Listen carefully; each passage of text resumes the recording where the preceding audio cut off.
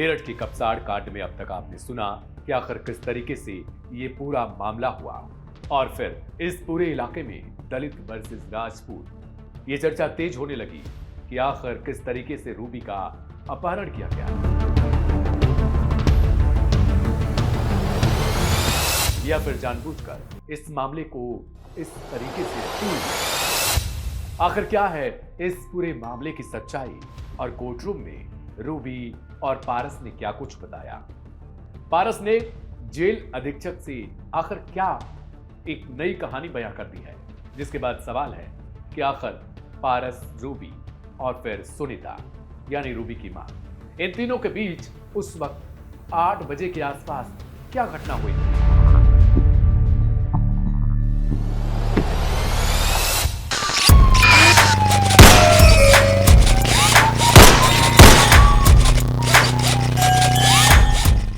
नमस्ते, मेरा नाम है दिव्यांशु। क्राइम कथा के आज के इस एपिसोड में आपका बहुत स्वागत है।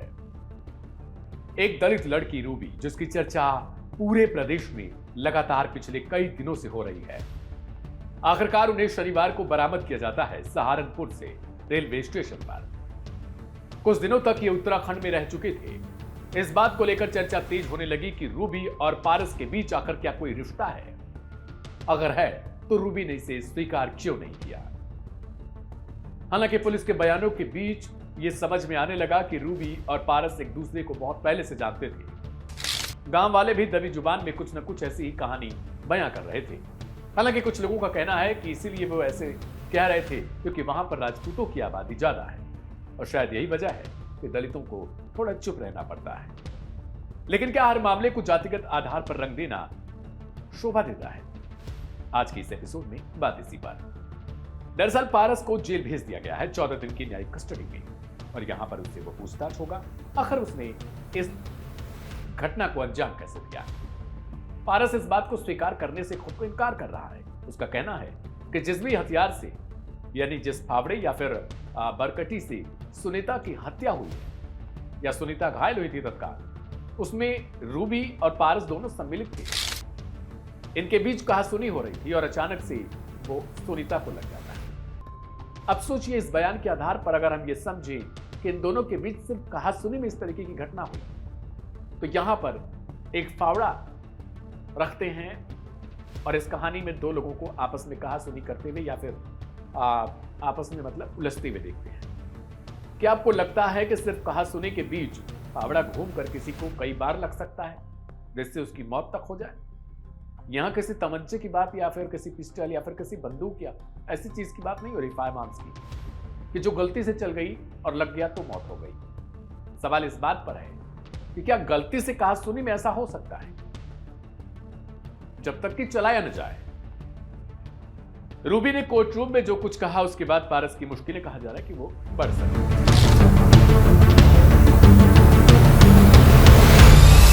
दरअसल रूबी ने कोर्ट रूम में एसीजेएम कोर्ट 2 में यह बताया कि उसे तमंचे की नोक पर अगवा किया गया था। उसने कथित तौर पर यह कहा कि वो गन्ने की खेत में जा रहे थे। मतलब 2-3 लोग थे, एक तो सुनीता, दूसरा खुद रूबी, तीसरा उसकी सहेलियां। पारस अचानक से कूद पड़ता है और उसके बाद वहां पर कहासुनी होती है, झगड़ा होता है और वो चला देता है फावड़ा सुनीता के ऊपर और फिर पिस्टल दिखाकर, तमंचा दिखाकर रूबी को जो है वो अपने साथ लेकर जाता है। डर कर उसकी सहेलियां वहां से भाग जाती हैं। कुछ वक्त तक वो गन्ने के खेत में अंदर बैठा रहता है और उसके बाद वहां से जाता है, निकलकर सड़क पर एक ट्रक ड्राइवर से तमंचा दिखाकर लिफ्ट लेता है।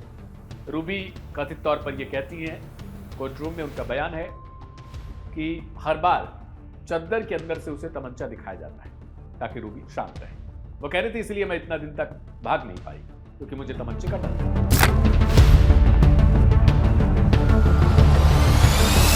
और दूसरी तरफ एक और थ्योरी आई है।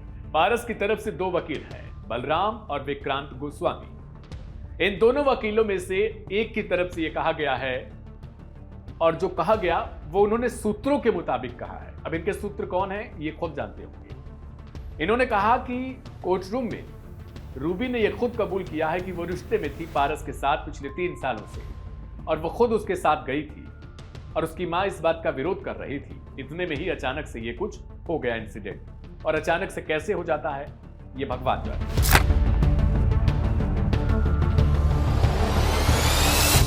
जब कोर्ट में जज के सामने बयान दर्ज किया जाता है तो उसकी बाकायदा वीडियो रिकॉर्डिंग भी की जाती है। इस दौरान कोई और उपस्थित नहीं रहता है क्योंकि पीड़िता, जज, यही लोग उपस्थित रहते हैं जिनके सामने इन्हें बयान दर्ज करवाना होता है। इसके सिवाय और कोई नहीं रह सकता वहां पर। फिर आखिरकार पारस के वकील को इस बात की जानकारी कैसे मिली? क्या पारस के वकील एक मीडिया ट्रायल चलाना चाहते हैं या फिर वो ये चाहते हैं कि किसी तरीके से पूरे मामले को मोड़ा जा सके? लेकिन दूसरी तरफ रूबी को लेकर भी लोग सवाल पूछ रहे हैं। गांव में दबी जुबान में भी ये कहा जा रहा है कि रूबी और पारस तो एक दूसरे को पहले से जानते थे। हालांकि जब जानते थे तो फिर ये अचानक से घटना उस दिन कैसे हुई? क्या रूबी भी पहले से तैयार थी इस बात के लिए या फिर रूबी को बस इस कहानी को मोड़ने के लिए फंसाया जा रहा है? पारस ने जेल अधीक्षक से यह कहा है कि वो नाबालिग है, लेकिन सवाल यह है कि अगर पुलिस को यह पता होता कि पारस नाबालिग है तो उसे जेल भेजने की बजाय बाल सुधार गृह में रखा जाता। ये आपको कानून पता होगा, लेकिन पारस अब खुद को नाबालिग क्यों घोषित करना चाहता है? क्योंकि पारस जिस तरीके से अपने बयान को हेरफेर कर रहा है लगातार, उसमें यही सवाल उठ रहा है कि क्या वो हत्या की घटना से या हत्या की जो कोशिश उसकी तरफ से की गई और अंततः सुनीता की मौत हो गई, उससे बचना चाहता है।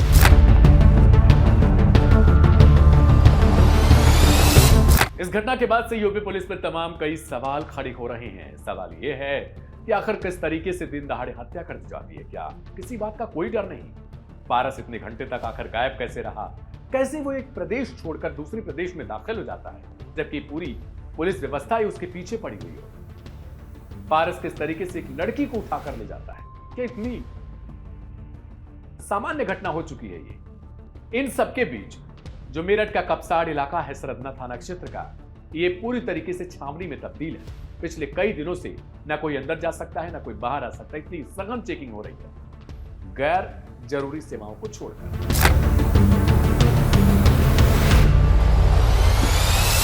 लेकिन अब सवाल यह है कि क्या ये राजनीति का भी विषय बन चुका है? समाजवादी पार्टी हो या फिर आजाद समाज पार्टी, इन दोनों ने बीजेपी को अपने निशाने पर लिया है। चंद्रशेखर आजाद लगातार इस घटना के बाद से इस पर नजर बनाए हुए हैं। चंद्रशेखर आजाद मिलने के लिए भी पीड़ित परिवार से जा रहे थे, हालांकि वहां पर किसी को अंदर जाने की अनुमति नहीं है। आपको पता होगा कि वो नगीना से सांसद भी है। इस पूरे मामले के दौरान पीड़िता के परिवार से वो लगातार संपर्क में बने रहे। उन्होंने यहां तक कहा कि जिस सुनीता की मौत हुई है वो मेरी मां थी। मैं अपनी बहन के लिए रक्षा करने के लिए हर तरीके से तैयार हूं। प्रशासन को भी उन्होंने एक तरीके से धमकाते हुए ही कहा था कि अगर कोई गड़बड़ी करने की कोशिश की या हाथरस जैसा केस करने की कोशिश की तो इस बार हम छोड़ेंगे नहीं, क्योंकि हम धरना करेंगे, हर तरीके से कोशिश करेंगे कि हम न्याय दिला पाएं। चंद्रशेखर आजाद का एक वीडियो भी वायरल हो रहा है जिसमें वो दौड़ लगाते हुए नजर आ रहे हैं। ये दौड़ वो इसलिए लगा रहे थे ताकि वो पुलिस की निगाह से बचकर आगे निकल सके। हालांकि उन्हें टोल प्लाजा पर ही रोक लिया जाता है। उन्हें कुछ वक्त के लिए जो टोल प्लाजा का केंद्र होता है उसके हॉल में बैठा कर रखा जाता है।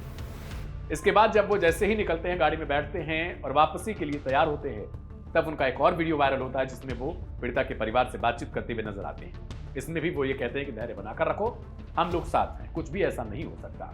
अगले हो सकता है कुछ दिनों में उस बिटिया के बयान को चेंज करवाने की कोशिश की जाए, लेकिन हम लोग ऐसा नहीं होने देंगे। वहीं दूसरी तरफ सपा की तरफ से अतुल प्रधान जो स्थानीय नेता हैं, वो भी लगातार इस घटना में वहां पर बने रहे। कुछ मुआवजा भी करीब 2 लाख रुपए के आसपास समाजवादी पार्टी ने परिवार को दिया था। इसके अलावा सुनीता के अंतिम संस्कार से पहले प्रशासन ने 10 लाख रुपए के साथ साथ कुछ और चीजों का ऐलान किया था, जिसमें संविदा कर्मी के तौर पर एक सरकारी नौकरी। हालांकि क्या आगे चलकर इस घटना में कोई फेरबदल होगा, वो अपने आप में दिलचस्प है।